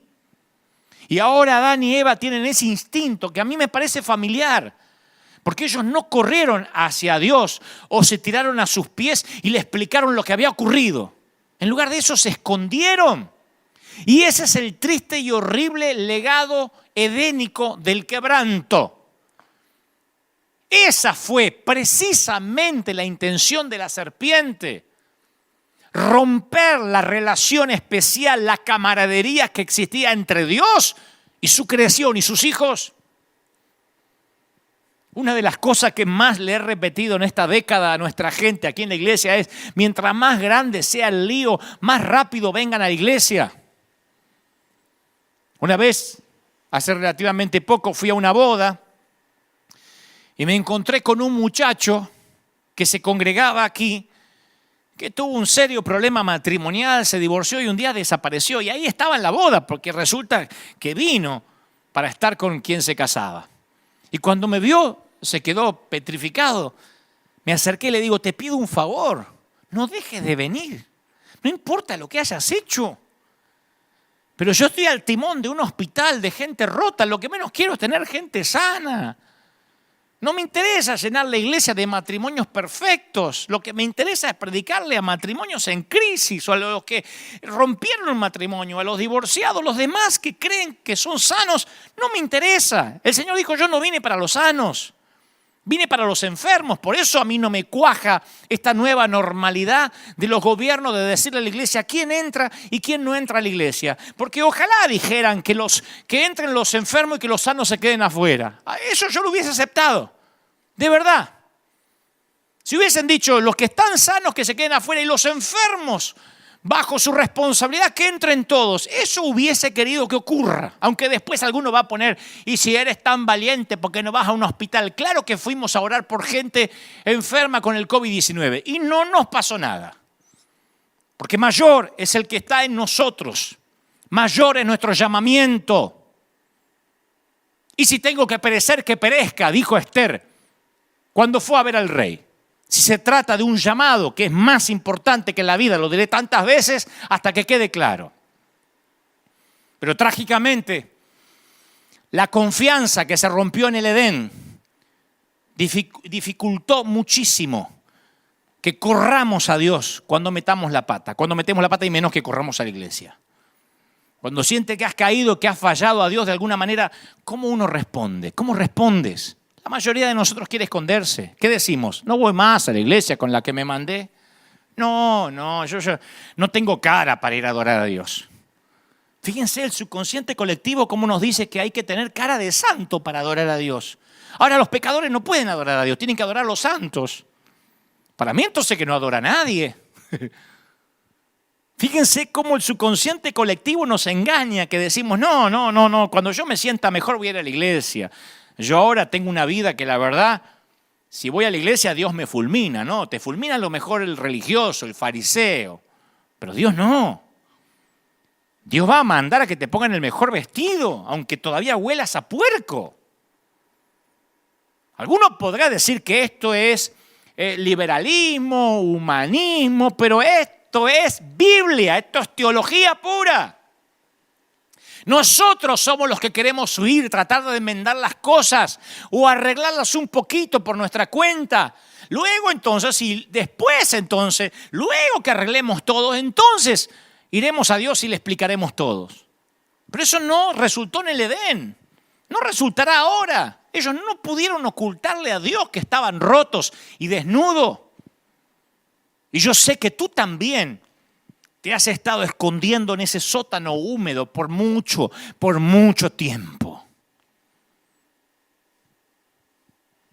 Cuando el día comenzó a refrescar, el hombre y la mujer oyeron que Dios andaba recorriendo el jardín. Y entonces corrieron a esconderse entre los árboles. Adán y Eva no sabían cómo enfrentar su fracaso. Y nosotros tampoco. No nos escondemos ya tras los árboles, pero tenemos formas más sofisticadas de lidiar con la culpa. Algunos anestesiamos la culpa. Con una botella de tequila, con una hora de pornografía en internet. Y la culpa desaparece mientras que dura el happy hour, pero después aparece cuando regresamos a casa. Otros niegan la culpa. Pretenden que nunca tropezaron, ingenian un plan para encubrir la mala decisión, una mentira lleva a la otra, ajustan la segunda historia para que se ajuste con la primera historia y piensan, ¿cómo puedo seguir manteniendo esta farsa? Tercero, son los que minimizan la culpa. Bueno, no nos equivocamos, nos extraviamos un poco, nos dejamos llevar por un momento, nos desviamos un poquito. Cuarto, enterramos la culpa. La escondemos detrás de un montón de trabajo, de un calendario de actividades, y mientras más ocupados estamos, menos tiempo nos queda para pasarlo con las personas que odiamos, o sea, nosotros mismos. Hay que llegar bien cansado a la cama para no mirarnos al espejo. Otros castigan la culpa. Conozco mucha gente que se lastima, se azota a sí misma, no usa látigos, entonces usa reglas. Largas reglas de cosas por hacer, ritos que acatar, penitencias dolorosas disfrazadas de sana doctrina. Ora más, estudia más, ofrenda más. Estuve 40 días ayunando, creyendo que eso va a agradar a Dios, pero no es el ayuno prolongado lo que agrada a Dios si el corazón no es correcto. Otros evitan mencionar la culpa, no la sacan a colación, no le digas a la familia, mucho menos que se entere el pastor. Mantén todo muy superficial, cruza los dedos para que el monstruo de la laguna de la culpa se mantenga en lo profundo. ¿Cómo estás? ¿Bien? ¿Cómo estás? Hay gente que se pone la risa de Joker y así va por la vida. Otros desvían la culpa. Atacan a sus hijos, tienen explosiones de carácter, se desquitan con el cónyuge, le gritan a los empleados o al otro conductor. Otros neutralizan la culpa, deciden que nunca van a cometer un error, nunca más. Crean la foto de la familia perfecta y son cristianos perfectos, sacan muchas selfies y viven para las redes. Se mantienen al control, porque todos los días suben fotos amorosos en las redes, parecen los Ingalls. Y compensan su error no tolerando los deslices ni las metidas de pata ajenas. Son los que dicen, yo cuido el testimonio. O sea, ellos creen que el testimonio es lo que se ve, no lo que son. Capaz que son parejas que se llevan como perro y gato, pero se sacan una foto para dar un testimonio que no existe, que es un falso testimonio. Como verán, los arbustos varían, pero siempre están allí los árboles donde la gente se esconde para que la iglesia no se entere que están rotos. Miren qué locura. Es como entrar a un hospital y decir que no se enteren que estoy enfermo, que no se enteren que estoy enfermo. ¿Y para qué vas al hospital? Adán y Eva se escondieron detrás de las hojas de higuera, de arbustos, de mentiras. Y no ha cambiado mucho. Nunca, escucha esto, nunca has sido ni más ni menos salvo que el momento que fuiste salvo por primera vez.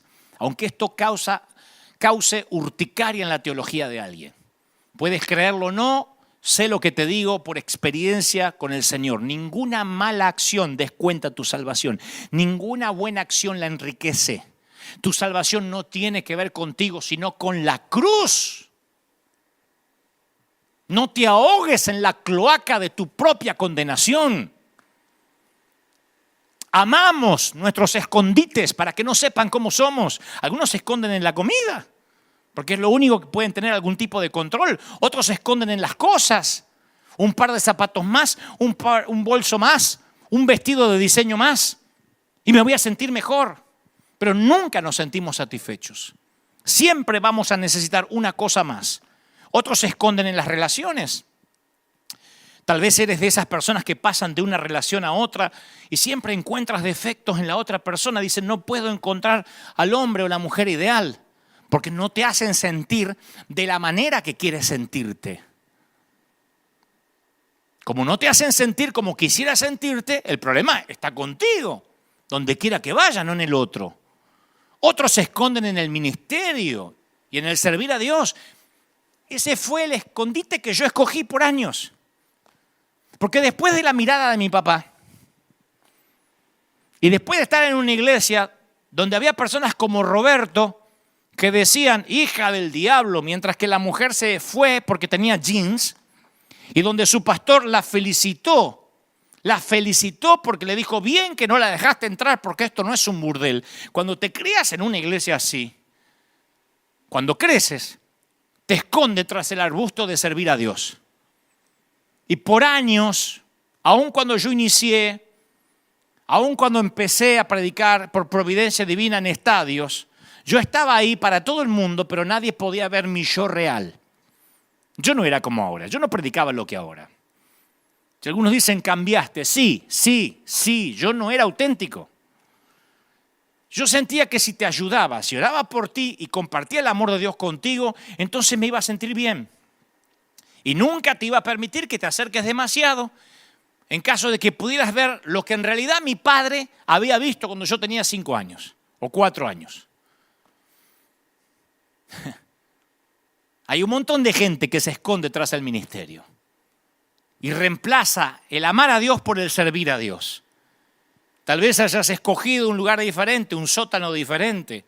Quizás tus escondites son tan oscuros y tenebrosos que ni siquiera puedes identificarlos, pero sientes a través del Espíritu Santo que te estás escondiendo ahora mismo. Poco después que Adán pecó, Dios lo llamó y le preguntó, ¿dónde estás tú? Génesis 3:9. ¿Dónde estás tú? ¿Dónde estás? ¿Dónde te metiste? Y la Biblia no nos da la inflexión en la voz del Señor cuando llamó a Adán. Yo no creo que sonó algo como, ¿dónde demonios te metiste? No, yo pienso que sonó hasta triste. ¿Dónde estás, Adán? ¿Perdiste algún día un nene, aunque sea por unos pocos minutos en el shopping, en el mall, en una tienda? Yo estoy seguro que si preguntas dónde está tu hijo, hay angustia en tu voz. ¿Dónde estás? Yo creo que la pregunta de Dios estaba impregnada de gracia. El Señor no le preguntó, ¿por qué te estás escondiendo? En lugar de eso le preguntó, ¿dónde estás tú? ¿Puedes notar la diferencia?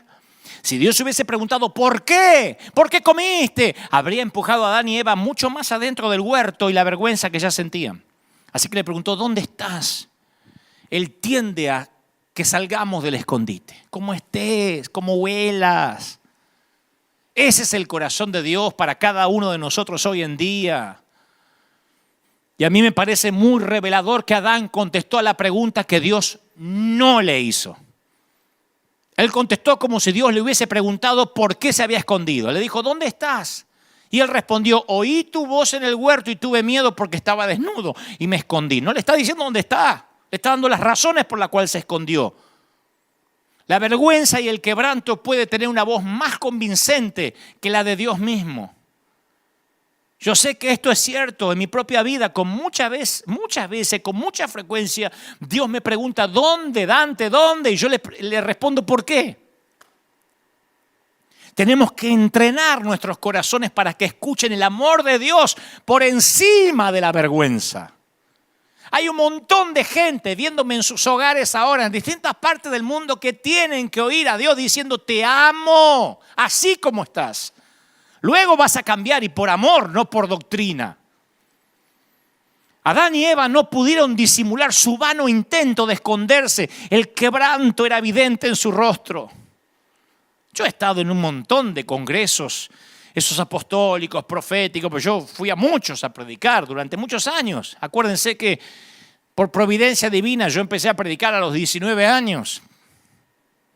Así que llevo años en los negocios del reino, en los benditos negocios del reino. Así que yo he conocido a muchos predicadores, algunos que parecía que aparentaban todo el tiempo. Conocí muchos de esos oradores que todo el tiempo hablan en pose, o sea, termina el servicio, nos vamos todos a almorzar y dice, aleluya, gloria al Señor, ¿qué hay para comer? Taco, gloria, aleluya. O sea, nunca le dejan de bajar mail del cielo mientras están comiendo carne. Yo digo, ¿cómo hace?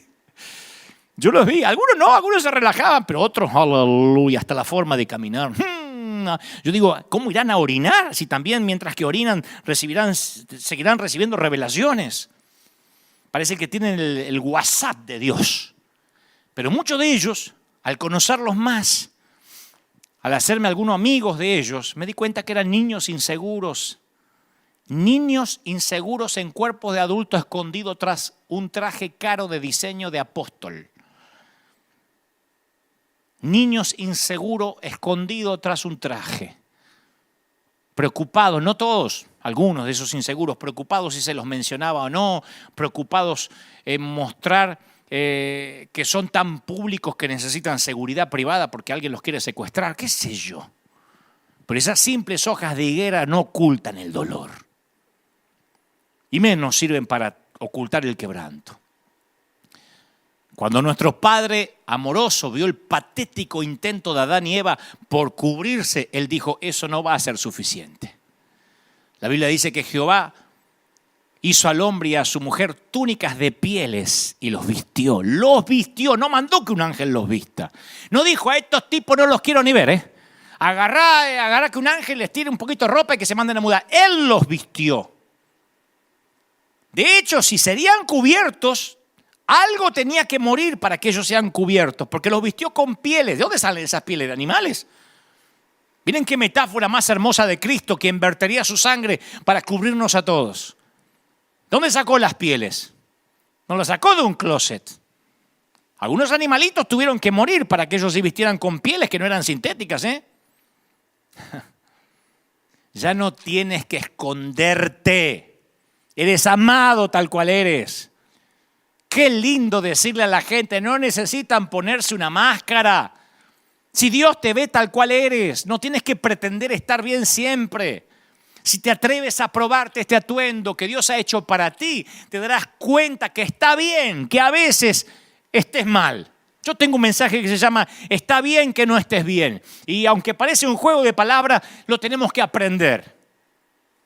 Mi padre no tenía razón. Yo no ocasioné el cáncer de mi mamá. Yo era un bebé, yo no podía decidir nacer o no nacer. Pero aún así necesité que Dios me cubriera y me hiciera olvidar la vergüenza y me quitara la culpa. Y obviamente hiciera que pudiera amar a mi padre.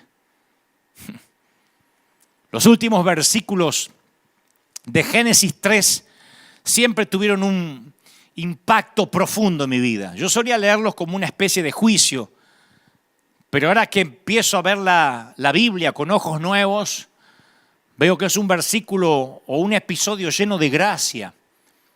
Porque Génesis 3:22 dice que Jehová dijo: he aquí el hombre es como uno de nosotros, ahora sabe el bien y sabe el mal. Pues que ahora no vaya a alargar la mano y tome también del árbol de la vida y coma, porque va a vivir para siempre. Y lo sacó del huerto del Edén para que labrase la tierra en la que fue tomado. Dios dice, este ya sabe el bien y el mal. Si come del árbol de la inmortalidad, no se muere más. Entonces echó al hombre y lo puso al oriente del huerto del Edén y puso querubines y una espada encendida para guardar el camino del árbol de la vida. Puso a un ángel, ese era un Jedi, con una espada para que no se acercaran más. Tú dices, ¿y a dónde está la gracia en ese pasaje? ¿Dónde hay amor ahí? ¿Cómo estos querubines, centinelas y una espada de fuego puede pretender mostrar gracia? Sí, la respuesta está que Dios dice, para que no alargue la mano y tome del árbol de la vida y coma y viva para siempre. ¿Te puedes imaginar qué habría pasado si Dios les hubiese permitido a Adán y Eva quedarse caídos en el jardín y comer del árbol de la vida? Habrían vivido para siempre rotos, eternamente miserables. Hubiesen vivido para siempre arruinados por la culpa, para siempre temerosos, para siempre vacíos, muy vacíos. Su vida eterna se hubiese convertido en un infierno eterno. Dios los amó tanto que no quería que vivieran eternamente llenos de pena, de vergüenza, de amargura, de remordimiento, porque a medida que pasaran los siglos y los milenios, se hubiesen seguido escondiendo de Dios. ¿Alguien sabe lo que estoy diciendo? ¿Alguien sabe a lo que estoy concluyendo? ¿Que la muerte física puede ser un regalo de gracia? Sí. Por eso no hay que tener miedo ni a la pandemia, ni a la enfermedad, porque hasta la muerte es un regalo de gracia. Si no mueres, ¿cómo vas a nacer otra vez? La gracia también es eso. A Dios le gusta todo tipo de gracia. Él no se conforma con una talla única de gracia. ¿Recuerda cuando Pedro dijo la multiforme gracia de Dios en 1 de Pedro 4:10? Otros traducen la frase, la gracia de Dios en todas sus maneras. El apóstol Juan dijo que Jesús vino a nosotros del Padre lleno de gracia y de verdad. Él no quiso decir que a veces Jesús tenía mucha gracia y poca verdad, y en otras ocasiones tenía toneladas de verdad y poca gracia. No, gracia y verdad equitativamente, por igual. ¡Aleluya! Alguien tiene que decir amén. Una vez escuché la frase que en el servicio del amor solo los soldados heridos pueden servir, la gente rota puede servir. ¡Qué declaración poderosa! Pregunto, ¿qué tal si nuestras heridas más profundas son justo lo que Dios necesita para que su gracia fluya a los demás? ¿Qué tal si Roberto, el que empezó el mensaje tarde no sabe qué Roberto estoy hablando, pero qué tal si Roberto, nombre ficticio por supuesto para preservarle la identidad si aún vive, hubiese sido consciente de lo roto que él estaba? Hubiese tenido gracia hacia la mujer rota que llegó. Pero él se consideraba perfecto. Él guardaba la sana doctrina porque se cortaba el pelo a lo militar y usaba una corbata bataraza así gigantesca con una gallina peleando con un cóndor así grandote. Y decía, aleluya, gloria a Dios. Y un pañuelo de 4 puntas que se le asomaba. Y el pastor estaba orgulloso de él. Así que él no tenía por qué tolerar gente rota. ¿Qué tal si en lugar de tratar de arreglarnos a nosotros mismos, nos presentamos rotos e imperfectos como somos para ser usados como Él quiera? ¿Ah? ¿Qué tal si el quebranto que le pedimos a Dios que repare, capaz que es un regalo de Dios? ¿Qué tal si esas heridas que le imploramos a Dios que sane, las cargas que le suplicamos que renueva, son justo lo que nos capacitan para servirle y para tener empatía? ¿No será que Dios quiere prestarle más atención a la mujer que derrama perfume que al mismo Simón? Yo sé que hay gente que dice, es que estoy demasiado roto para servir. ¿Cómo quiere que sirva? Hay una antigua fábula china que cuenta que una mujer tenía solo un hijo, un niñito. Y cuando su hijo murió a temprana edad, le agarró una tristeza profunda. Una tristeza se apoderó de ella que amenazaba con destruirla. Entonces un día visitó a un hombre sabio en busca de ayuda. Y el hombre dijo, sí, yo puedo ayudarte, mujer. Tengo una poción mágica que tiene el poder de aliviar tu tristeza. Una poción mágica, sí. Te va a hacer olvidar la tristeza por la muerte de tu pequeño. Pero para hacer esa poción tienes que ir casa por casa en la aldea y conseguir un grano de arroz de una familia que nunca haya sentido el aguijón de la tristeza profunda. Si la familia a la que vas a visitar alguna vez las tragedias los golpeó, las tristezas llegó a sus hogares, no sirve el arroz que consigas. Tiene que ser un grano de arroz de una familia que nunca haya sufrido. Y esa comenzó desesperadamente a visitar una familia tras otra y descubrió que a aquella familia no se le había muerto un chiquito, pero sí el padre. Que aquella otra no se le había muerto el padre, pero estaban luchando contra un cáncer. Que aquellos no tenían para comer. En toda la aldea no encontró ni una sola familia que evitó la tristeza. Así que no pudo obtener su grano de arroz mágico. Pero a medida que sus amigos, que sus vecinos le hablaban de corazón sobre sus angustias, sobre sus tragedias, sobre sus pérdidas, ella escuchaba. Y de algún modo ella empezó a ayudarles, a ministrarles. Y a medida que ayudaba y ministraba a otros a lidiar con la tristeza, su estado de ánimo comenzó a elevarse. Para cuando había recorrido toda la aldea, había dejado de tener lástima de sí misma, porque se había dado cuenta que todos estaban rotos en algún punto. ¿No será que eso nos falta a la iglesia? ¿No será que los templos se cerraron por un tiempo para aquellos que somos iglesia nos demos cuenta ahora que todo el mundo está roto? Que muchas veces dejamos afuera a quien no debimos haber dejado afuera. Cuando le pones rostro al pecador, ya no es un pecador, es tu hijo, es tu padre. Me acuerdo que una vez vino a pedirme consejería a alguien que había metido la pata feo, ya por segunda o tercera vez, si no me equivoco. Y no me podía mirar a los ojos. Y no podía ni hablar, se ahogaba en llanto. Y le dije, mira, no tenés que contarme nada de tu vida, pero si me dejas te voy a contar un poco de la mía. Y le conté algunos momentos oscuros míos. Y le dije, ¿sabés qué descubrí? Que Dios vive muy cerca del suelo, pegadito a aquellos que estamos rotos. Y alzó la vista y me miró a la cara. No es coincidencia que Dios haya puesto nuestros conductos lacrimales en nuestros ojos, ¿eh? El dolor tiene que ser visto a veces. Y oré por él antes de que se vaya. El servir en medio de nuestro quebranto es un hermoso regalo de gracia. No todo el mundo lo entiende, pero cuando te encuentras roto en las manos del Maestro, nunca jamás volverás a vivir la ilusión de que estás en tu propia fuerza o entero. Y en el servicio del amor, solo los soldados heridos podemos servir. Es fascinante cuando vas con miedo a hablar con tu líder y tu líder te dice, pará, mírame, yo también pasé por lo mismo o estoy pasando por lo mismo. Hace poco yo le comenté a un hombre de Dios alguna situación personal y cuando empecé a hablar pensé que él iba a querer chismear un poco más. ¿Y cómo? ¿Y esto? Contame. Me dijo, ey, pará. A mí me pasa igual. Le digo, ¿en serio? Sí. Así que nos abrazamos. Es maravilloso encontrar otro soldado que te cuenta que a lo mejor está pasando un momento triste y lejos de dejar de respetarlo, de mirarlo sin autoridad, dije, wow, si antes te admiraba, ahora te admiro más. Por eso dije en un momento hoy, ¿no sería maravilloso? Lo voy a decir otra vez, que las organizaciones que nos nuclean, que las denominaciones que dicen representarnos, apenas la prensa como buitres se abalanzan contra un pastor, salten y digan, ojo que es nuestro herido, independientemente si metió la pata o no. Ojo que es nuestro, ¿eh? Se meten con uno, se meten con todos. Acá la iglesia sabe que yo soy así.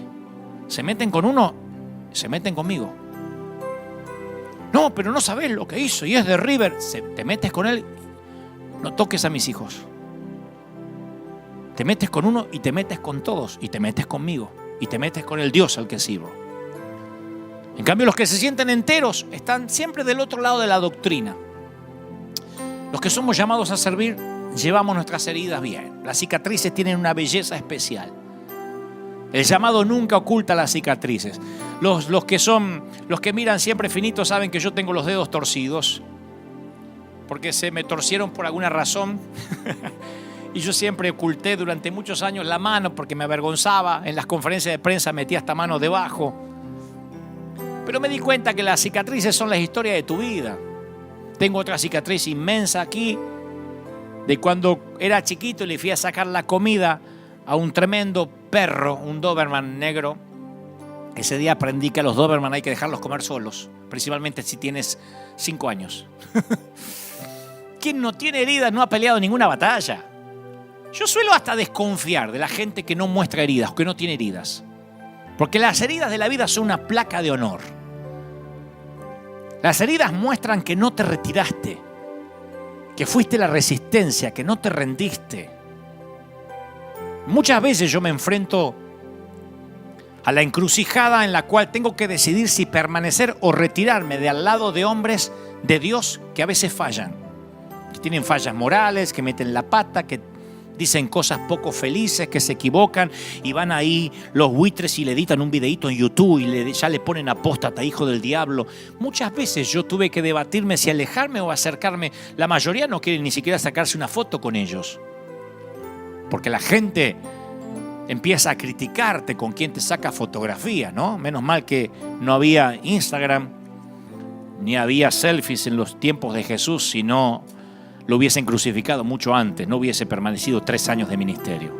A los 2 meses que se hubiese hecho viral una foto con la samaritana, lo hubiesen liquidado. Pero Dios me dijo, más de una vez, el líder permanece donde otros se retiran. Así que yo decidí ser amigo de los infectados. No es que ando buscando infectados para ser amigos. Si yo era amigo de antes y mete la pata, ahí estoy, lo saben. Lo saben, no me dejan mentir mis amigos. Aun cuando los fariseos dicen, ¡ja! Dime con quién andas y te diré quién eres. Lo dicen como si fuera una frase bíblica. Los que no conocen a Jesús. Hace poco un ministro profundamente herido me dijo, gracias por hablarme y amarme a pesar de mi fracaso público. Y luego agregó, ¿vos sabés que la mayoría se aleja del fuego y vos corres hacia el fuego? Me dice, ¿te gusta hacer lío, Dante? Le digo, no, me gusta ser amigo de mis amigos.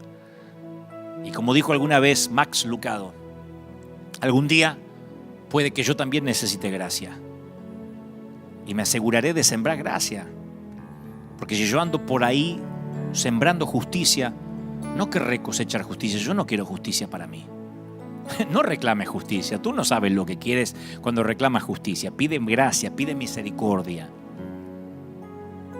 La inteligencia por sí sola, sin que esté implicado el corazón, puede ser peligrosa. El razonamiento, la doctrina sola corre el riesgo de convertirse en gente sin corazón, los que defienden solo doctrina, en corazones de piedra. Sin el corazón no somos capaces de amar como Jesús. O sea que sin el corazón no entendemos la gracia. Sin el corazón amar se convierte en una obligación. Amar desde el punto de vista de la razón, es frustrante. El amor se convierte en una lista de tareas pendientes. Así que para amar tenemos que pensar y también sentir. Tenemos que escuchar la razón y también las emociones. Tenemos que dejar que la cabeza y el corazón trabajen juntos. No hay dicotomía. Es la única forma de incorporar ese amor perfecto a nuestras vidas imperfectas. El amor nos cambia la mente.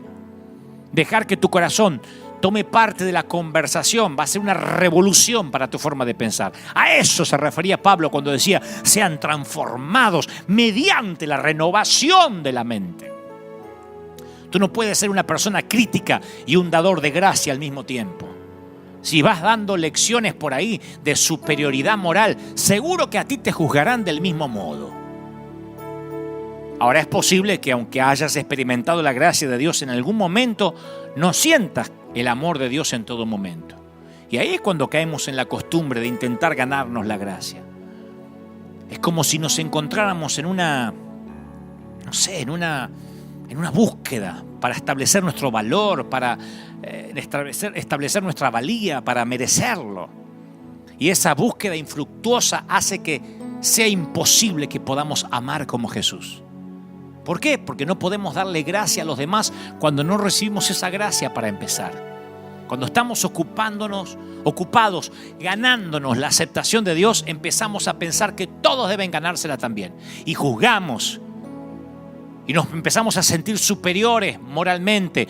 Pero a quien poco se le perdona, poco ama, dijo Jesús en la casa de Simón. Simón, ¿sabés por qué vos amás poco? Porque sentís que poco se te ama. Porque sentís que poco se te perdonó. Cuanto más gracia recibimos, más amor damos. Yo no soy un predicador de gracia porque eso es divertido y llena la iglesia, como me dicen algunos detractores. Yo soy un predicador de gracia porque yo soy el resultado de la gracia. Y no de alguna vez, a diario. Y si no somos conscientes de la aceptación incondicional de Dios en nuestra vida, nunca se la vamos a mostrar a los demás. Como dije, hace casi 40 años ante Dios hice varias promesas que me propuse cumplir durante el resto de mi vida. Una de ellas, me resisto a juzgar a alguien que no conoce a Dios. De verdad, porque puede que esté en la iglesia y se ha convertido y se bautizó y canta en el coro, pero no conoce a Dios. Segundo, prometí jamás expulsar a nadie de la iglesia o impedirle la entrada por su aspecto físico o por su vestimenta. Tercero, le pedí a Dios que usara aquella experiencia triste para que mi corazón siempre sintiera compasión por la gente rota. Por eso, la bandera de River es todos o nadie. Todos o nadie. Por eso es que no permitiré que nadie me diga quién puede entrar o quién no puede entrar en la iglesia. Perdón, pero eso me revuelve los traumas más profundos que pretendí que ya no existían. Principalmente cuando es basado en un ridículo protocolo de miedo al que llaman prudencia, que deberían llamarlo la pandemia del miedo. Díganme lo que quieran, que no me importan los enfermos. No estamos abriendo la iglesia, porque, a ver, si abrimos el templo, inmediatamente nos clausuran en 5 minutos. Así que estúpido no soy. Pero me dicen, no, tienes que abrirla con los códigos que te da el gobierno. No puedo, eso es peor. Eso es peor que no abrir. Nunca se lo permití a los fariseos que me digan a quién dejar afuera, mucho menos dejaré eso en manos de inconversos que no pueden administrar un reino que está por encima de ellos y por encima de su paga. Así que si estás roto, nosotros somos el hospital. Esperaremos hasta que todos puedan venir. Y si no pueden entrar todos, entrarán los enfermos, entrarán niños, ancianos, infectados y los sanos con miedo que se queden afuera. Pero este será un hospital o no será nada. Lo diré cada domingo hasta que quede claro. Sea lo que sea que hayas hecho con tu vida o estés haciendo, esta es tu embajada. River es tu ciudad de refugio. River es tu lugar secreto. O todos o nadie. Y quiero orar por la gente rota. Quiero orar por los que ahora me están mirando y dicen, ¿sabes? Yo necesito oración. Yo necesito ahora acercarme a Dios. Yo solo torpemente hablé a tu intelecto, pero sé que el Espíritu Santo ha estado hablando a tu corazón, a tu alma, que es donde yo no puedo llegar. Así que si ahora quieres correr y reconciliarte con Dios, ¿te atreves a ponerte de pie? Puede ser incómodo en casa, ¿no? Pero quiero que te pongas de pie porque vamos a terminar orando juntos. Primero por los que están por primera vez, por los que se sienten rotos, por los que sienten que le fallaron a su familia, a Dios, y se sienten lo peor. El Señor me dice que te diga que te ama, me dice que te dé un abrazo, un beso, que Él no perdió el interés en ti, que Él no te deja, que Él no te suelta la mano, que se empecinó con tu vida. Dios no te deja hasta que no haya hecho contigo lo que iba a hacer. Escúchame, mamá. Escúchame, hija. Te ama el Señor. ¿Me oíste? Te ama el Señor. Yo te lo dije un montón de veces. Te lo vuelvo a decir. Tú no sabes cómo te ama el Señor. No estés continuamente diciendo que estás rota o que estás dañada. Te ama el Señor. Escúchame, papá. Te ama el Señor. Yo sé que fuiste un desastre. Como papá terrenal, padre ausente. Hiciste un despadre con tu vida. Bien valga ahora la palabra. Pero el Señor me dice que te ama. Que cuando te ve llegar del chiquero, de la porqueriza, Él sale corriendo a recibirte. Y mientras que va corriendo a abrazarte, está gritando: ¡Ey! ¡Vístanlo! ¡Traigan el mejor vestido! El que se había perdido ha vuelto. ¡Fiesta! Creo que a la iglesia nos faltó eso, hacer fiesta. Por cada mujer con jean apretado, por cada loco con el pelo verde, por cada borracho, por cada gente en situación de calle, por cada prostituta y por cada divorciado que ha querido entrar a nuestras congregaciones. Nos faltó hacer fiesta, ponerle rostro al pecador y darnos cuenta que son hijos, nietos. Mis queridos consiervos, no esperen fracasar en sus propios matrimonios o que sus propios hijos fracasen o que sus nietos fracasen para entender: era gente la que hablaba. No era solo el pecado, era gente, almas. Corre al Señor. Di conmigo: Señor Jesús, te recibo como mi suficiente Salvador. Entra en mi vida.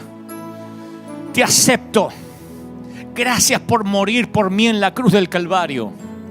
Anota mi nombre en el libro de la vida. Gracias, Señor, por amarme roto como estoy y por derramar tu sangre cuando yo no lo merecía. Amén y amén.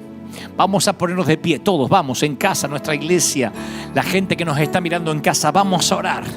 Yo le estoy pidiendo al ejército de Dios. Cuando yo digo ejército de Dios, algunos habrán pensado: esto debe tener un grupo de oficiales, de gente perfecta. No, eran menesterosos. Algunos lo siguen siendo, afligidos, endeudados.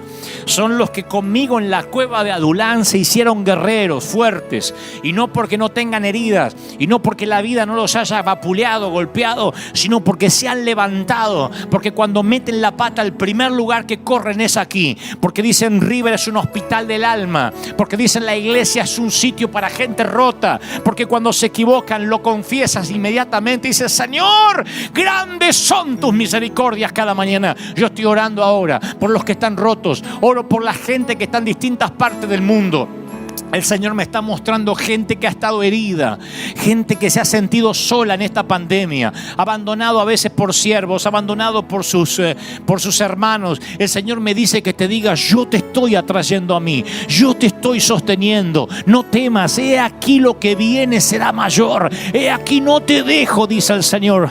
¡Aleluya! Bendito sea el Señor. Estoy orando ahora por los que están pasando necesidad financiera, por los que están peleando palmo a palmo su economía, sus finanzas, el sostener la mesa y el alimento diario, y eso ha hecho fricción en tu matrimonio, en tu pareja, con tus hijos. El Señor me dice: por cuanto tú has creído que yo te voy a bendecir, por cuanto no perdiste la fe, aún a pesar de mirarte al espejo y no gustarte lo que ves, yo te voy a bendecir, dice el Señor. Yo te levanto. Estoy orando por todo el continente de América, estoy orando por la gente de Europa, por la gente de Asia, de África, de Oceanía. Reciban ahora en el nombre del Señor de las multitudes. Yo también soy un hombre roto, pero eso asegura de que la victoria, la gloria y el crédito se lo lleva el Señor. Estoy alentando a los jóvenes, estoy orando por mi querida Argentina ahora. Sé que muchos de Argentina me están viendo y yo estoy orando por la Argentina desde la Quiaca hasta Ushuaia, desde la cordillera de los Andes hasta el océano. Estoy orando ahora para que todo el país, los que han seguido, los que no se han doblado sus rodillas ante los Baales, los que se sienten sin liderazgo, los que se sienten solos, ahora reciban esta palabra: yo sé que estás roto, dice el Señor. Yo sé que estás en crisis, pero yo te amo, yo te sostengo, yo no perdí el interés en ti. Los que tienen llamado, los pastores que están sufriendo, los que no pueden pagar sus gastos, los que no pueden sostener los costos y están diciendo: Señor, estoy dudando de mi llamado. El Señor me dice que te diga: sostente ahí, mantente en tu sitio. He aquí la provisión viene en camino. Desde que dispusiste a entender Desde que te dispusiste a comprender, ya fueron soltados los ángeles con la bendición. Ya fue liberada la bendición. Tienes que creerlo en el nombre del Señor. Oro por Argentina, oro por sus gobernantes, oro por todos los países de América Latina, desde México hasta Tierra del Fuego. Oro por los Estados Unidos de América, por este país donde Dios nos plantó en esta temporada. Oro por cada sitio donde haya creyentes, cristianos con heridas, pero que se pelean palmo a palmo para que el Señor los ame. Y el Señor me dice: no tienes que pelear por eso. Yo te amo, dice el Señor, como eres, aún con tus errores, con tus yerros, con tus virtudes, con tus equívocos. Yo te amo, dice el Señor. Yo te sostengo. No tienes que pelear por eso. Solo resiste, solo mantente donde Dios te puso. El mayor tiempo de mover, la mayor cosecha viene durante este año, y será una cosecha legítima, donde Dios separará el trigo de la cizaña, donde Dios separará lo legítimo de lo que es falso, donde permanecerá aquello que fue plantado realmente en tierra fértil. Lo declaro. Proclamo que los cielos se abren. Hay una unción aquí fuerte. Puede sentirse como si esto estuviese repleto. Y sé que en tu hogar la gloria se siente así. Yo lo creo, yo lo declaro. En el nombre del Padre, del Hijo y del Espíritu Santo. Amén.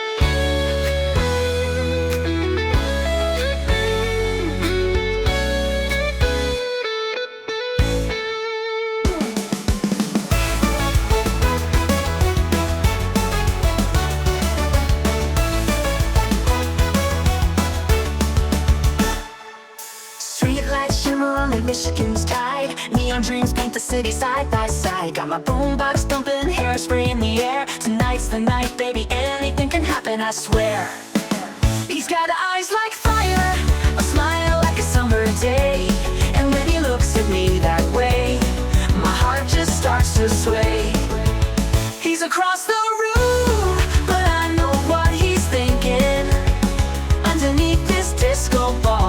hearts are gonna be Lincoln. Windy City nights, hearts beating like a drum. Got that magic feeling, something beautiful's begun. He's holding out his hand under the neon glow. Tonight we're gonna rewrite the stars, baby, don't you know?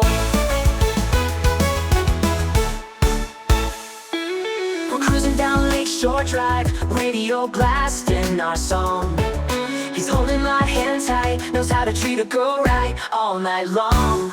We're young, we're wild, got the whole world at our feet.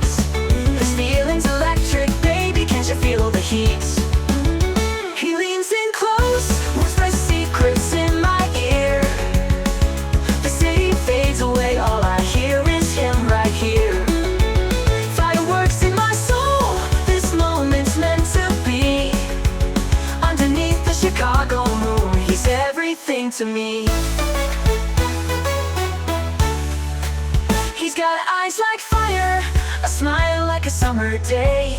And when he looks at me that way, my heart just starts to sway. He's across the room, but I know what he's thinking.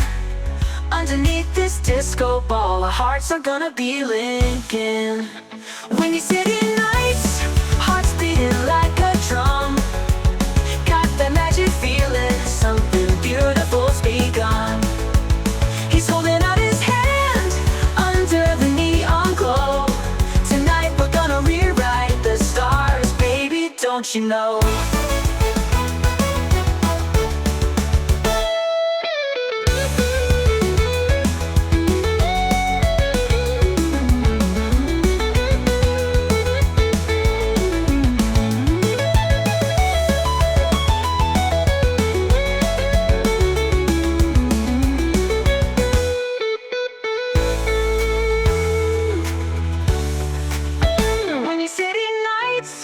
Hearts beating like a drum. Got that magic feeling, something beautiful's begun. He's holding out his hand under the neon glow. Tonight we're gonna rewrite the stars, baby, don't you know?